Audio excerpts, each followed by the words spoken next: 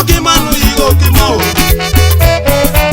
Na kore ya meke no swamare. Emo moga kukeo. Emo moga kukeo.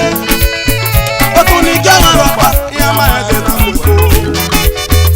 Oswapano yokele kyo mano kami. Iwe ni kyo wa edo. Ema kona na jena ipo pa one ma kumi. Ami o mano kame o keke ara ko mano gibe. Ami o manele kame o keke ara ko mano gibe. Ona seni na ki wa me o. Ona ya meru yi no mo bono wa de.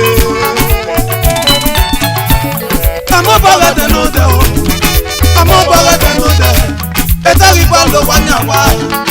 Amo baga de no de. Etari tele mo lo nya mo lo. Ona seni na ki wa me o. E ma pona pa me no pa no.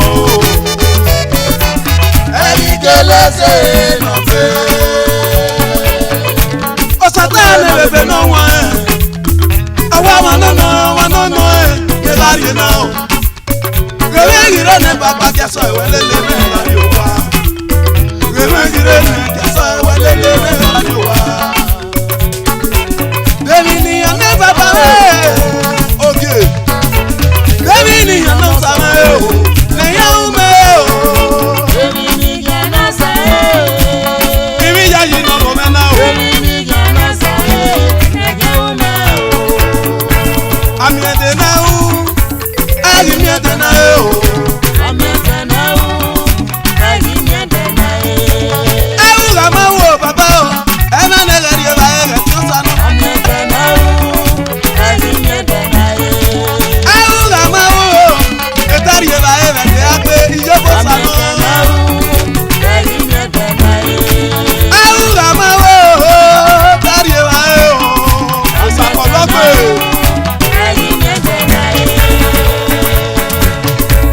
Azonto for Jesus.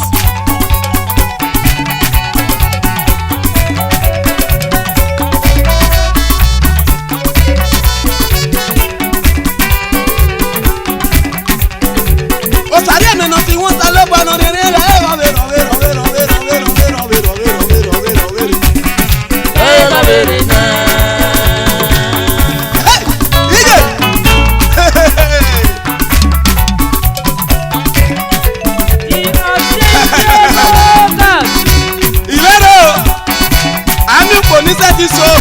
Ami ko ni bese ti le wu. E ma ya ba fe ni we mu we ku ni we bi won re ami ko ni wa ga ti wu. O sanori ati we gbenu wa o may God be with you in Jesus name. Amen. Osariemen no ti won ta lo pa no ni re ga e ro be ro be ro be ro be ro be ro be ro be ro be ro be ro. E ga be re na.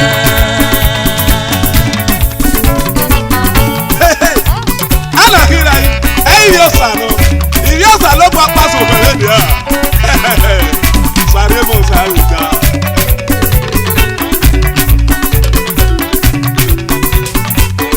Me yesu lo ya ni me. Mi ya ri pon le ba. Ba no nya o ta mo ya.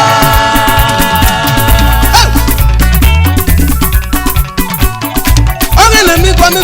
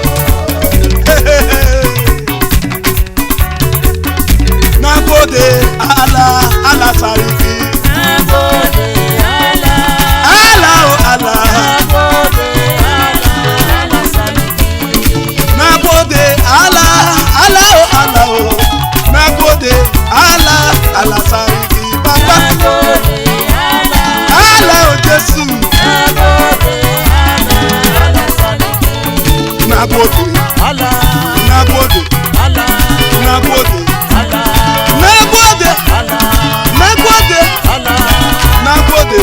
Allah, Allah saliti.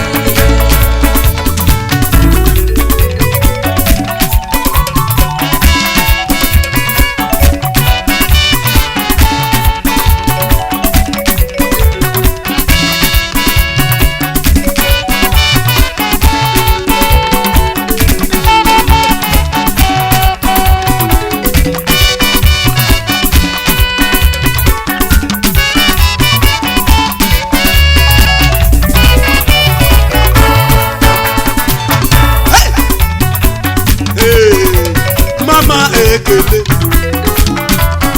Mama ekele, kele kele mo, Mama ekele, kele kele kele kele, Mama ekele, kele chukwu di mo, kele chukwu di mo, kele kele kele, kele kele mo, kele kele chukwu di mo, kele kele chukwu di mo.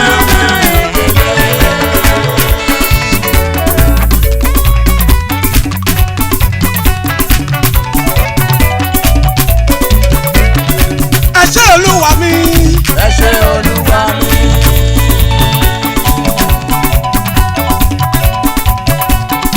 Ẹ ṣé Ọlọ́run mi ò bàbá. Ẹ ṣé Ọlọ́run mi. Ẹ ṣé o, ẹ ṣé, ẹ ṣé o. Ẹ ṣé o Bàbá. Ẹ ṣé, ẹ ṣé, ẹ ṣé o. Ẹ ṣé o Ẹ ṣé, ẹ ṣé Olúwa dáadáa ni. Ẹ ṣé o Bàbá. Ọbẹ̀ tó dùn wó ló gbà. Ẹ ṣé o Bàbá. Òun mú mi lórí eré igbó pẹ̀. Sweet Jesus, sweet sweet Jesus. Ẹ ṣé o Bàbá. Ìpàlẹ́gbẹ̀ ọ̀tá ló fà mí rán mi. Ó ṣe ló fà ṣẹlẹ̀ fà mí lọ́rọ̀ nínú.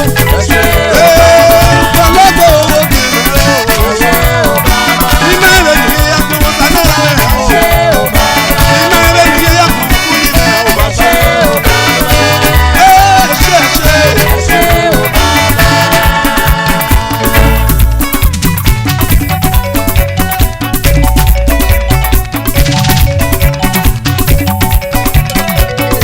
Oh my God, you are good to praise, oh my soul.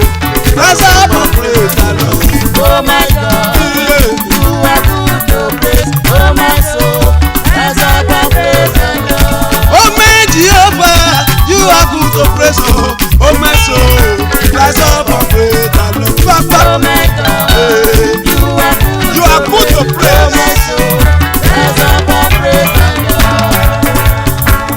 I know the other thing is that I'm a Baba. Osarenmwinda De Obito. Come on, no making the other thing is that I'm a Osarenmwinda De Obito.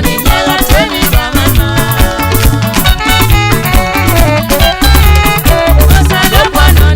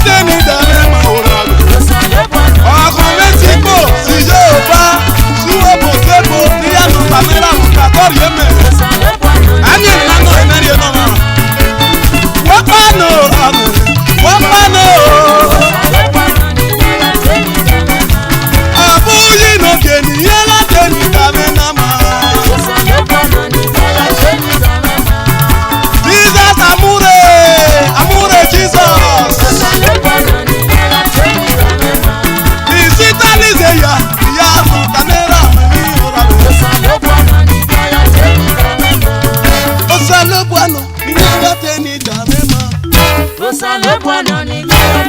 Obito. Oboyi nínú ìyára tẹ̀lé dàmẹ́mà o. Osarenmwinda De Obito. Oboyi nínú ìyára tẹ̀lé dàmẹ́mà. Osarenmwinda De Obito. Wọ́n pẹ́ nù o. Wọ́n pẹ́ nù o. Osarenmwinda De Obito. Ìjẹ́sùn ló ti ìyára tẹ̀lé dàmẹ́mà o. Osarenmwinda De Obito.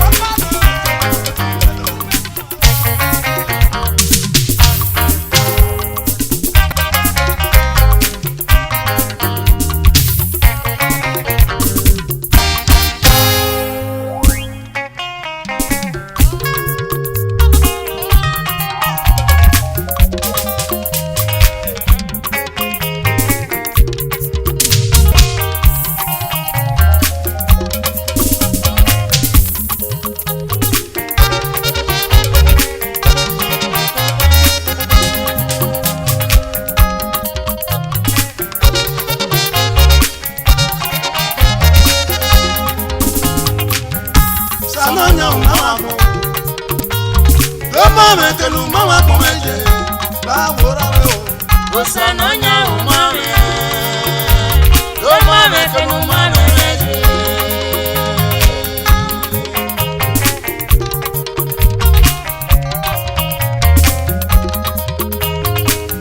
Sanonya mama comeje do mame que no mama comeje la bora o Osanonya umame Sanonya mama do mame que no mame meje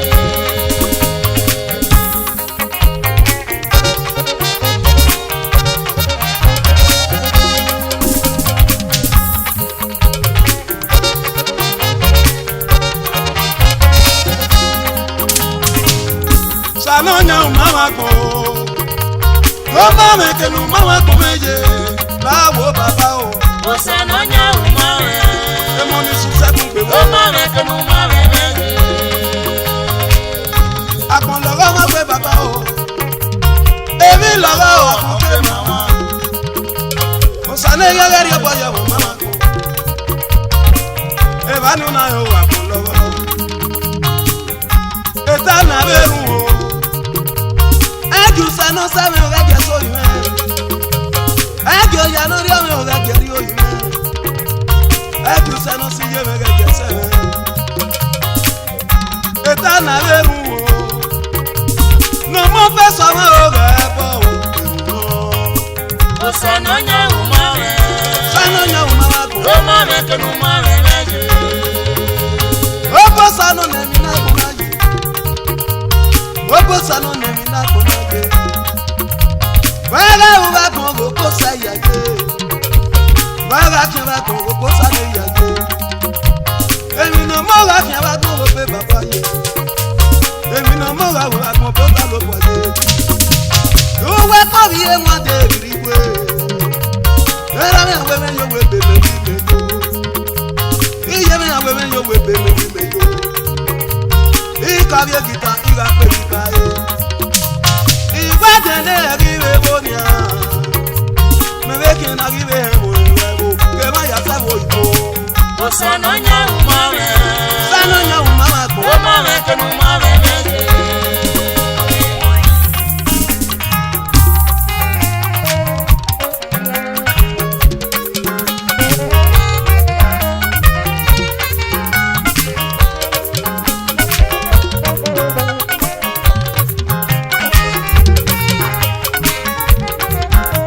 Osanonya mama do mama ke no mama ko meje e je pepe o baba e mo ni wan de ori abugbe wo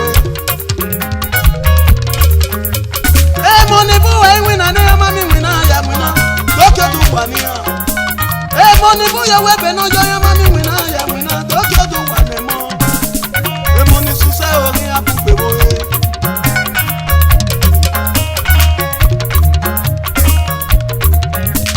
Usegi sebe ina bovira le nori yo ba ma ovira oya liria me ina bovira le nori yo ba ma oviye iya ma mi eri me lo mata we pe iya ma mi eri me lo mata we pe iya nya ga ma me awe we po pa me e no gba wa ka to di we po ke mama e no gba wa ka to di we po ke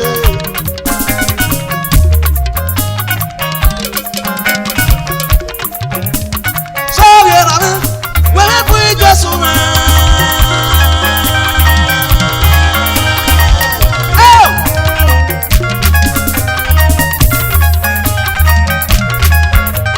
so bi je me wele po salo po salo po yo pepe po yo me la wa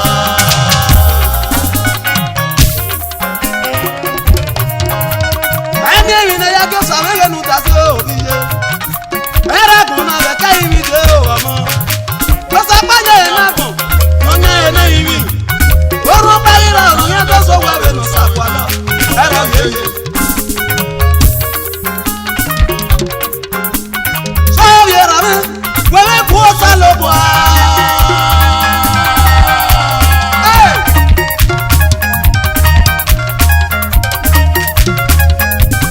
so bi je me wele ku Jesu me isori Jesu me wa yo bebe ba ye me la wa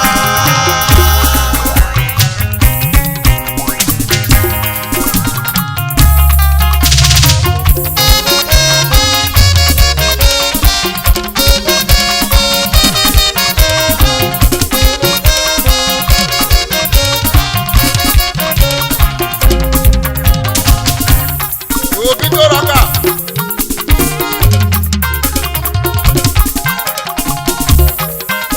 Asa emo salobo ayire dori.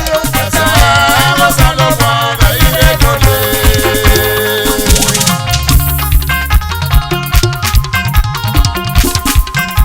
Asa emo bujire ayire dori.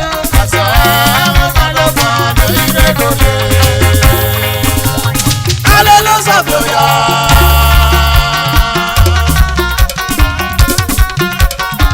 Osariemen Nigha. Ihon awo elupo ewe record eruwe po ewo to. Moto ore yeye. Demwin Nigha Nosare etun yeye. Alelo sabioya. Alele sabioya. Ilelo sabioya. Alele sabioya.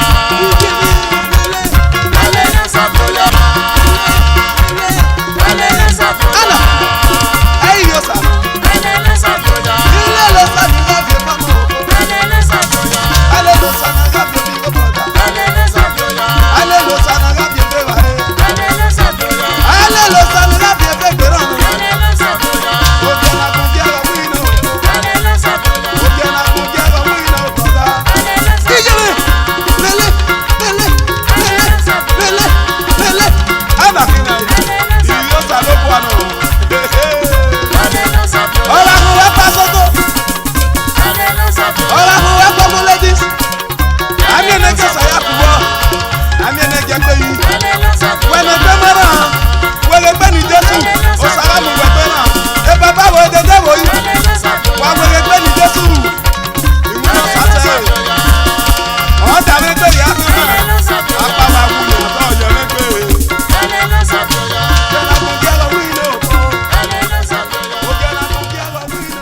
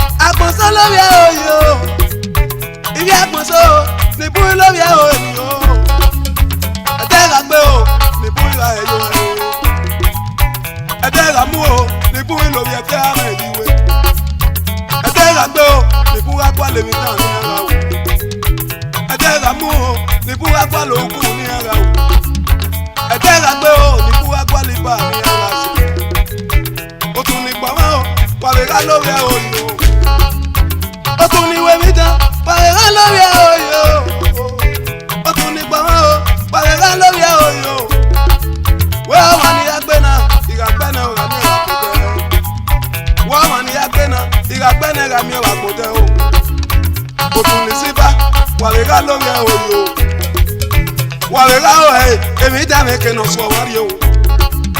Wawe, emi dame ke no so wata o. Emi dame ke no so wata o. Demwin na yunuta magbe o, na teti yunuta. Demwin na teti amegbe, na teti le yunu ya boyin. Emi na yunuta megbe, unu ave ya boyin o. Emi na yunuta megbe, unu ave ya boyin. Iga wemi o, tieme nuta ma o. Degi na wemi, o tieme nuta ma me. Iga ime o, yepo we fowe o. Yepo woni owe o, ona mate na gba wa ba o. Yepo woni owe o, ona mate na gba wa imi ba. Yepo we kowe, ona mate na gba wa imi ba. Iye me o, Ima ele yakuje. baba o. Ima ele yakuje. Sister no o. Ima ele yakuje. Baba mo akonsolo ya oyo. Ìgbẹ́dẹ́ la gbé, èso yìí ká gẹ̀dẹ̀ la mú o. Ẹ̀dẹ̀ la mú o, èso yìí ká gẹ̀dẹ̀ la gbé o. O tún ní síbá o, níbú yìí ká gẹ̀dẹ̀ la yé gbé. O tún ní wèmí dáná, níbú yìí ká gẹ̀dẹ̀ la yé mú o. O tún ní síbá o, níbú yìí ká gẹ̀dẹ̀ la gbé. O tún ní wèmí dáná, níbú yìí ká gẹ̀dẹ̀ la yé mú. Ní kéèkì bá gbọ́n, màmí ẹ̀kẹ́ náà bó wà wọ́n tán yìí. Ní kéèkì bá gbọ́n, ìmàmí ẹ̀kẹ́ náà bó wà sípàsípà yìí. Owó rẹ̀ sínú, owó rẹ̀ sínú, àmẹ́kọ̀ wọn yìí bá gbọ́n. Owó rẹ̀ sínú, àmẹ́kọ̀ wọn yìí bẹ̀ wò náà o. Iye mẹ́ náà o, iye mẹ́ òwe ní iye mẹ́ náà. Mẹ́ má rí yẹn ògèrè àgbòye. Iye mẹ́ o. Ima ele yakuje. Bàbá o. Ima ele yakuje.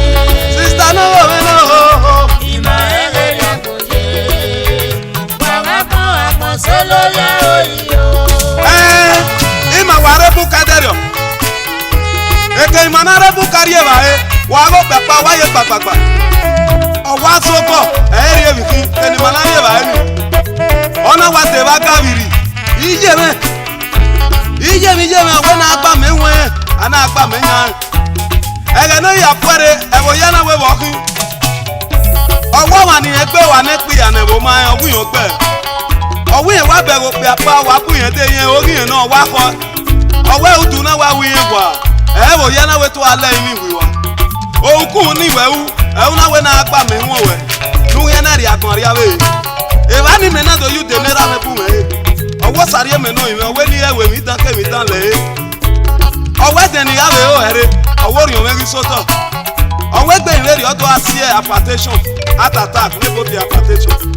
Èmi tẹ́ mọ̀ náà wù ẹ̀yin náà wẹ́rẹ́ ya bùbí oróde òtún nẹ́mẹ̀tẹ̀ wọn tá a máa ní wàá pẹ́ wà láọ́ òbí yẹn rápá bí yàgùn yàgùn ẹ̀mẹ́kẹ̀ náà lẹ́gbẹ̀rẹ̀ n'alẹ́ yà bẹ tó wa ẹ̀yin náà wẹ́rẹ́ ya rìbú dè ní yóre ẹ̀jẹ̀ mi ságẹ́ náà wù ògbọ̀ wẹ́ ẹ̀ máa yẹ yé ẹ̀mí náà jẹ wà má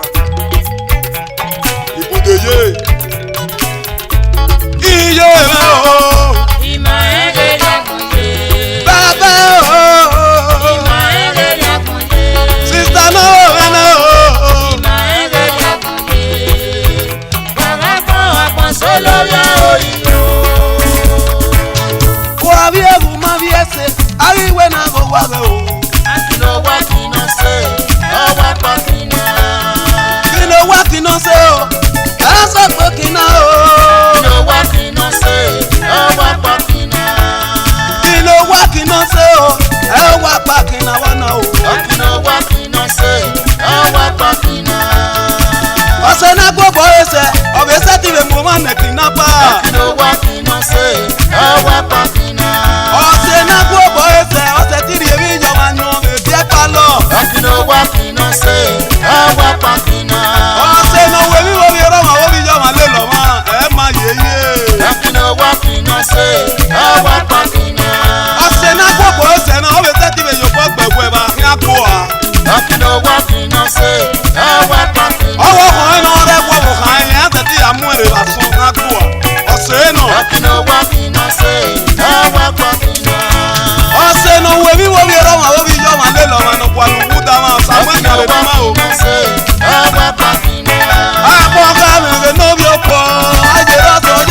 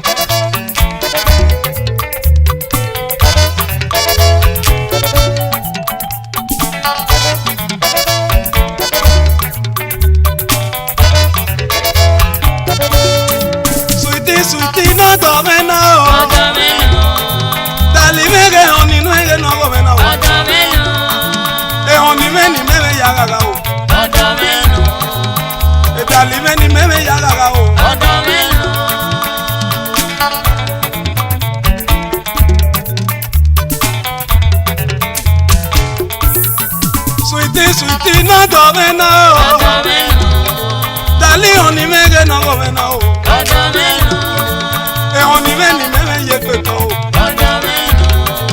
e dali meni meme yaki o iye mego domege no gome iye mego donu wa me o iye mego domege no gomena iye mego donu wa me o Opiera mego ko na yini uga nwa ofa eni uga no ragbon no yakele nwa ofa Bera mego ko na yini uga nwa ofa o no ko na yini uga no ragbon kele ya nwa ofa Ogba uga pe mege no to meje menije Ikine pe be pe mi la mege no to me o Ipesi ne la no rugbo oge no to me Uge gbe ni me ya ge gbe nu wege teru o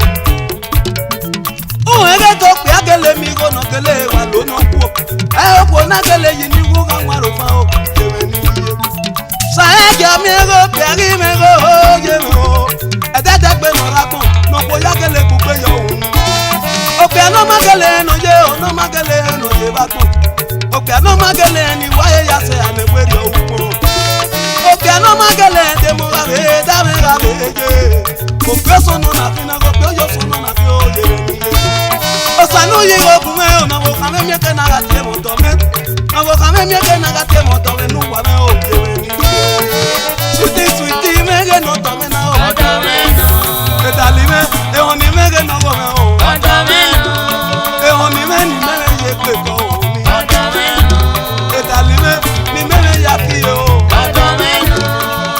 iye me go tome o tome ge no go me iye me go tonu wa me no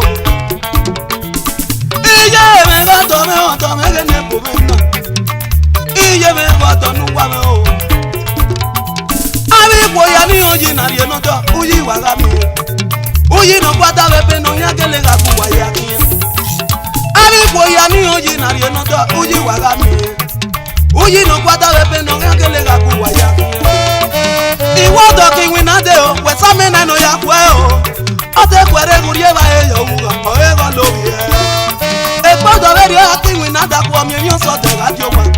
Ọ̀rọ̀ mi kùnà mọ̀ sọ́rí tẹ́jọ́ wò kàn ẹ́ o, jẹ̀rẹ̀ níye.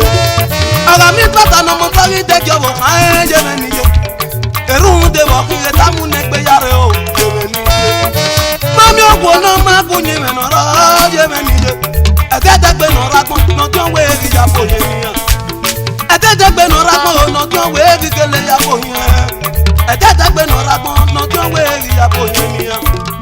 Ogbo na ri eyo wa oyo re oyari atogbo na ye ya oyi gbi na oyari atogbo na ye ya ebe niye e gbọ́dọ̀ re ri oga kiwin na de ori lo dola ọmọ sere na ya bia ne re lawa o odo no wo me eru de wo ki ohun ni mo pona ro wa do ma gba eru du ni mo pona ro wa go ma gba iye me niye ali bo ya ni ro wa do lu ni mu wa ye se unyi mo pona ogele so kwa me bo ko wa Aye bo moto, agiya bo moto, unyi mo bo so wa me bo. Titi se ki mege no to me na o. E oni me ni me ya ga ga fun. E dali me ni me ye pe ko. E sweetie me ni me ya ga ga o. Oponu ko robodo.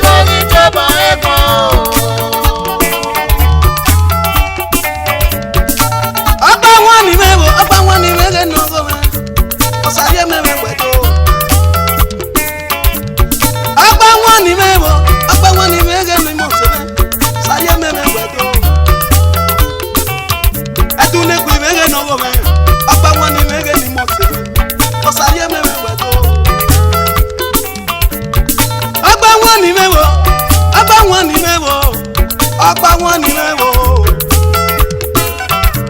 ọgbà wọn ni mẹ́gẹ́ náà wọ̀ mẹ́ òbí ẹ̀pẹ́ mẹ́gẹ́ ni mo ṣe mẹ́ Osariemen mẹ́wẹ̀tọ́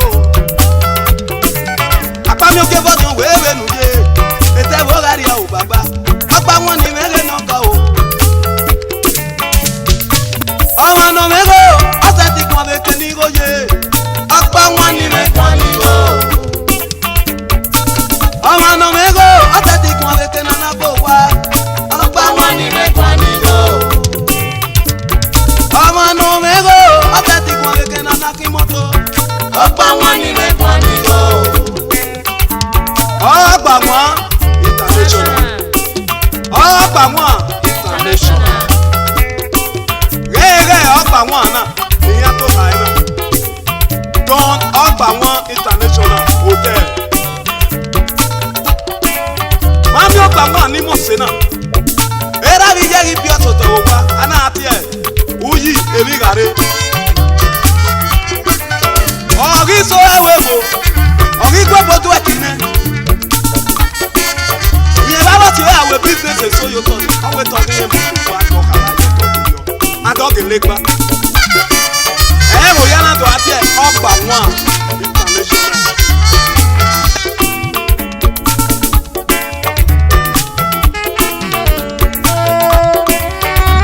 Oriso France anado àti ẹ̀ Gino Brown aka ọgbà wọn international based in France. Yaroyo ọgbà wọn ni kàn ní ìgò rí sẹ́ẹ̀tì kàn ní gbẹ́. ẹ̀pọ̀n ní ìgò ní jẹ́bọ̀ ẹ̀pọ̀n o. ọgbà wọn náà ọlọ́wọ́ èyí wọn náà yàjẹ́ rí ẹnu pa àárí ẹ̀ ẹ̀bùn náà wà rè pé sọ̀rọ̀ pé rà. bàbá òwú ọgbà wọn àwẹ̀nu rere o ìragẹ̀ pa William èmi gàre ẹ̀bùn ẹ̀gbọ́dẹ aka isi mochi. Òwú ẹ̀wẹ̀ rere ọwọ́ kẹrin àrẹ ibà. ọlọ́wọ́ ilé yìí wọn náà yàrá ẹ̀gbọ́n ẹ̀gbẹ́ ọtí yẹn ni. nọ́ọ̀sẹ́rì èso wẹ̀wọ́ ẹ̀wẹ̀ bọ̀dẹ̀ náà mama Sandra èmi gàre aka mama Wisdom ṣẹ̀gẹ́ nation. business takun iye n'oge ọgbà wọn àwọn èyí wọn náà tọ̀ ẹ̀ yàrá ẹ̀gbọ́n ẹ̀gbẹ́ o sẹ́fẹ̀sẹ̀ ló ní ẹ̀ òwe fún wọn. ọgbà wọn ni kàn ní lórí sẹ́ẹ̀tì kàn ní bẹ́ẹ̀. ẹ̀pọ̀n ní ìgò ní jẹ́bọ̀ ẹ̀pọ̀n o. òpópó mẹ́gẹ́ ní jẹ́mẹ́ ìsọgbà wọn ni mẹ́gẹ́ ní jẹ́mẹ́ náà ìsìsọgbà wọn ni mẹ́gẹ́ ní jẹ́mẹ́ Osariemen mẹ́gbẹ̀dọ́ Osariemen mẹ́gbẹ̀dọ́ iye ògbè bàbá dọ̀lọ̀ wáyọ̀ sí ògbò ọ̀wà bísí edith èmi yàrá aka ọgbà wọn ṣẹ̀gẹ́ lẹ́jọ́ orí àmàníyè lẹ́wọ̀ yá ayé Valentina of France mama F1 of Paris iye lóde Osariemen mẹ́gbẹ̀dọ́ àwọn ọgbà wọn àníyè òpópó ògbè bàbá dọ̀lọ̀ wáyọ̀ sí ògbò ọ̀wà o.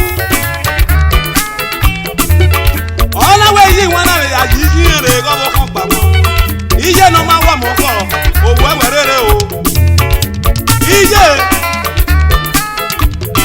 Rosalie nami amaniye mẹ́wò yá eyiye gọ̀ nọ́lá kí n rọ́bà market òwú ẹ̀wẹ̀ ìdórí wọn náà yẹ̀wẹ̀ rere ẹ̀dìtì náà wọ̀ ẹ̀ ọwọ́ kẹrin àwọn èyí ọ̀wẹ́ nu tẹ́ ìwé yìí ní àwọn ìdàgbò ìwé o òrùn ọ̀nàwọ̀ ìwé yẹ̀wẹ̀ rere gbà wọn ọ̀wọ́ iye ọ̀wọ́ wáyọ̀ mú ni ẹ̀wọ́ máa tọ́nu rí ẹ̀ẹ́dẹ́gbẹ́ hàn ọwọ́ kẹrin àwọn èyí gbogbo ìlọ. Mrs. Sọ́gbà wọn ni kàn ní lórí sẹ́ẹ̀tì kàn ní bẹ́ẹ̀. ẹ̀pọ̀n ní ìgò ní jẹ́bọ̀ ẹ̀pọ̀n o. ọgbà wọn ni sọ́wọ́ bá. sọ́wọ́n bọ́nu dédé rẹ̀. sọ́wọ́n bọ́nu dédé rẹ̀ o. ènógún ẹ̀jẹ̀ lórí ògì àmì ẹ̀. sọ́wọ́n bọ́nu dédé rẹ̀. aka ìdí ẹ̀kẹ́. sọ́wọ́n bọ́nu dédé rẹ̀ o. rẹ̀dìtì níyè. sọ́wọ́n bọ́nu dédé rẹ̀. èmi ò yẹ ọ́ ní pọ́lìtì inú ọ̀yà kà. sọ́wọ́n bọ́nu dédé rẹ̀ o. sọ́wọ́n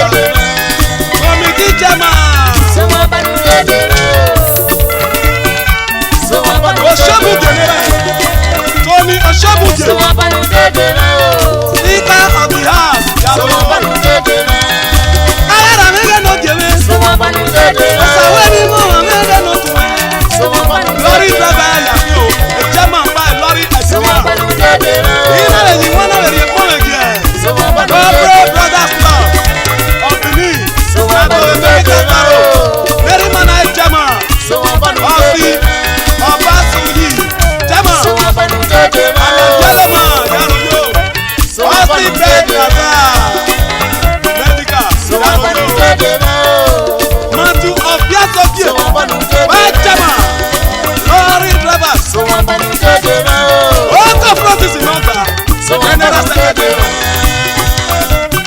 Someone born in Jejere. Oh, when I say make no come, oh when I say no you. Treasurer. Someone born in Jejere. Osasume Akoki Someone Manoka. born in Jejere. Financial secretary no. Someone born in Jejere. Yaro Wajo. Someone born in Jejere. Hey, is a class okay. Someone born in Jejere. Committee chairman. Someone born in Corporate brother. Monde Kwabadi Alonga. Speaker of the House. Osariemen Osarenmwinda. Judah contractor. Osariemen Osarenmwinda. Wawete. Yobo Osariemen. Again now we launch on Osayawo. Again now we get here you want to be like the come do wa. Jale Wajo. Ina le mala you wanna dey come again. Peter Uwadia. Ere musician ya go Peter mo. Ere biaka ya. Owe yi wanna dey come again. Only battle is common to you. If I can't no be there, no be among to you. Owe tenu wa uni e. Iye we mare. Owo sana le baba o. Why di me no to me? Is it a club? I have more money than dollar. Na chosa when I chama. Owe wa ya ni mu ja unoru yen. Owe tu wa ato o. So banu de de ra.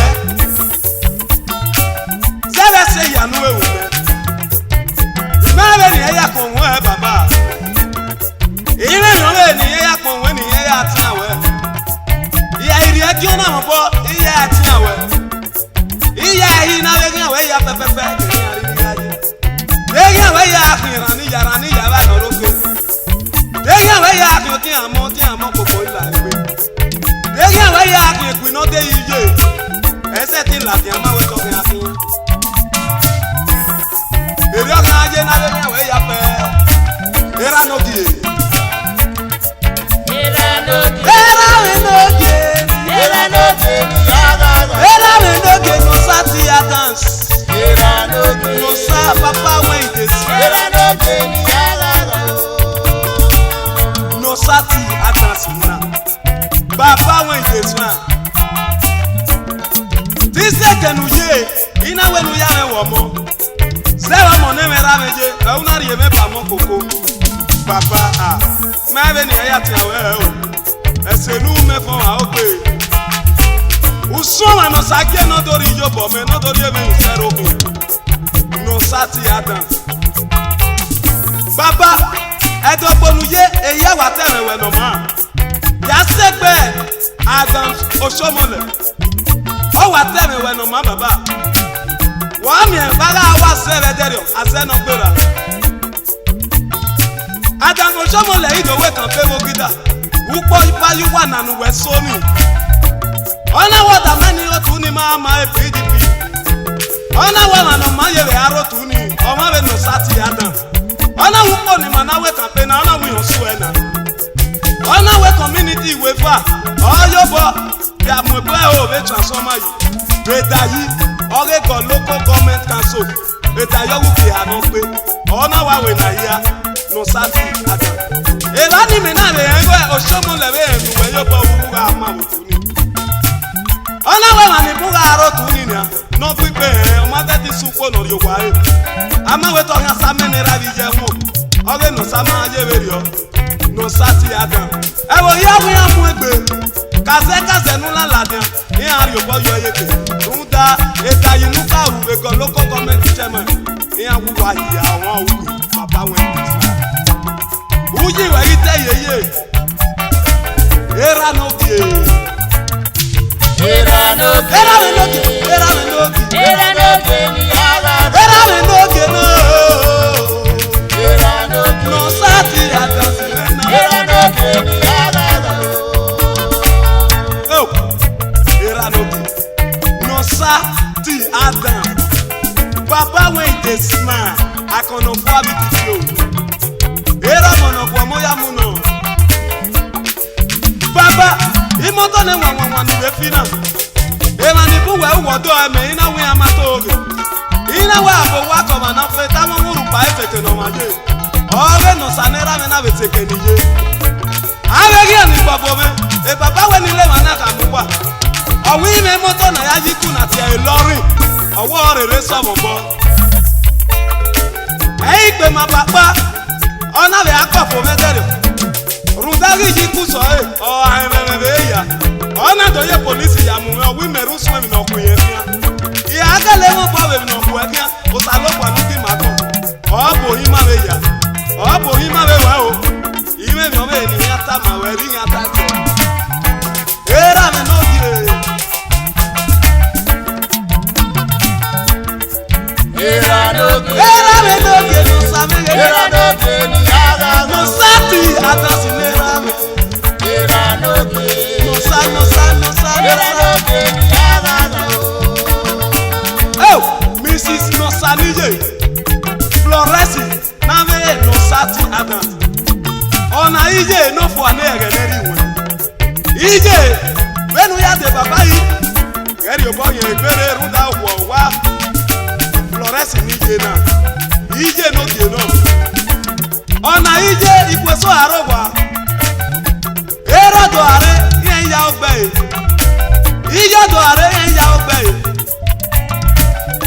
ore Floresi nije na ejeri o ori ogone eti odo ori ogone rodo ori ni yodo Floresi nije na ebe okwo no be lagwa e no ma be dogun yen ri bare Floresi nije o ma ime mi wedi okpoko ame no sati adam era no ki era no ke era no ki era no ke ni ala era no ki no era no sati adam sina owe yi wona ale ko we ge chief sam uki agbe chema e wo tu bo ani gweda yi community no sati owe yi wona ale ko we gwa o me to ba na be re ko we gwa e baba e yi jo gwa mu me ni we no chi ona we yi wona ale ko we ge so ni what nera no sa adam we ni to to o wi jaro jo so the what me to ba we oni jo o baba you ato era no ke ni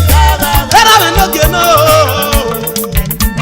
ina le wana rie ko we go sapolo se we ge endi atolo guest e wa bo era no ke community era no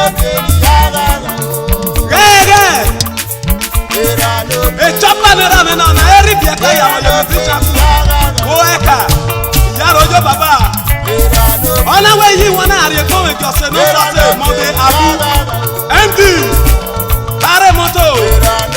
Away you want to go with your son, Mantu and Donera, MD, Makaba Hotel, Mopoteri Noga, police officer,